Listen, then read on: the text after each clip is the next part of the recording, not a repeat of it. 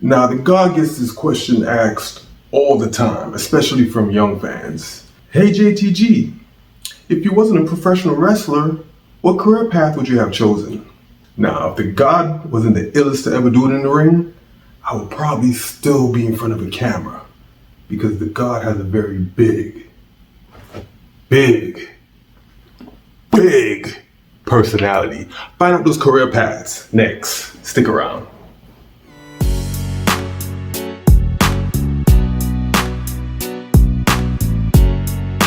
Now, if the God wasn't wrestling, I would still be a performer. The God has a passion for performing, entertaining, creating, and that all, you put all that together, you're gonna wind up in the entertainment industry. And one of my earliest passions, besides professional wrestling, even at a young age, I remember when I was a very young kid, I used to watch a lot of video cassette cartoons. Remember them old school cartoons from the 50s and 60s? Used to have them on like one video cassette that lasted like 3-5 hours. You know, your parents would pop that in the VCR and just leave you in front of the TV while they go do whatever they had to do. But they had like Casper, Felix the Cat, Popeye, you had Betty Boop, Bugs Bunny, the old school Bugs Bunny. Anyway, I digress. I got tired of cartoons and I saw a tape with a brother on it and he had like a purple leather outfit. I didn't know who it was at the time. Obviously it was Eddie Murphy, and I popped that bad boy in, and I didn't know all the jokes, but the way Eddie delivered those jokes, I fell in love. And I knew at that age I could be a stand-up comedian. Yeah, because I'm funny. Very funny. Laugh. My other career path, which I did get to dabble in, would have been acting. Since high school, I also had a passion for theater and acting. When I was in high school, I did some theater, I was in some plays. I went out for a lot of auditions and I was missing a lot of classes. My mom, told me I needed to hold back on the acting, but I did a lot of background work when I was in high school. I was a dead body in Law and Order. Yeah, I forgot what episode it was, but yeah, if you pause it at the right time, you can see me laying on the ground. I was a dead body. I was a student. The theme was he reenacted the Columbine scene, and I was a student that walked in the hallway past the two main characters, and I got to be a dead body.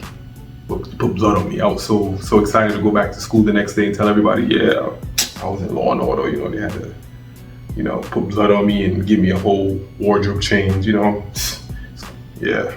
I was also in the movie Unfaithful. Did some background work in Penn Station. I was also in the movie Marcy X. I did a lot of background work. I remember I really wanted to be background in the first Spider-Man movie. They shot that in New York. But I wasn't able to pull that off. I was so mad. I just wanted to be in the background. Come on, Marvel. But my acting career didn't really pick up until after my wrestling career, when I had moved to LA. That's when the roles started coming in. Some of my favorite projects that I was able to be a part of in Hollywood was with Shad. Shad, we were able to do 3 projects together that I can remember. We probably did more, but the ones that stand out. We did a skit for Funny or Die. That's Will Ferrell's streaming channel. And we did a SmackDown GDP, like a political debate, but for wrestlers. And we were in our trunks in a ring. We also did Wrestling Isn't Wrestling, a documentary on YouTube. That was a lot of fun. We had it was kind of like a wrestlers reunion in LA. All the wrestlers that were in LA, they called them up to be in there. I believe John Morrison was in there. They had some other actors in there that you guys would know. J. Leo Osmond was in the scene. Oh man, y'all gotta go back and look who else. There was a lot of people in that audience. Yeah, that was a lot of fun. And Shad always makes it a whole vibe when he's on set. Shad and I also did Sharknado. Yes, I was in the very last Sharknado, Shad and I. The scene was towards the end. Shad and I were in a tornado. It was a bunch of sharks around us. Of course, it was all done on green screen. He was Muhammad Ali and I was Joe Frazier. And that was a lot of fun. I was also able to snag 2 roles in one episode in Campus Law. I was Dynamite Joe, and I also played a senator. Dynamite Joe was fun to play. I was able to do a fight scene, and with the senator, the guy was also able to land a Geico commercial. Yes, I was in a Geico commercial. I was able to deliver my beautiful Macho Man elbow drop into a wedding cake. You can check that out on YouTube.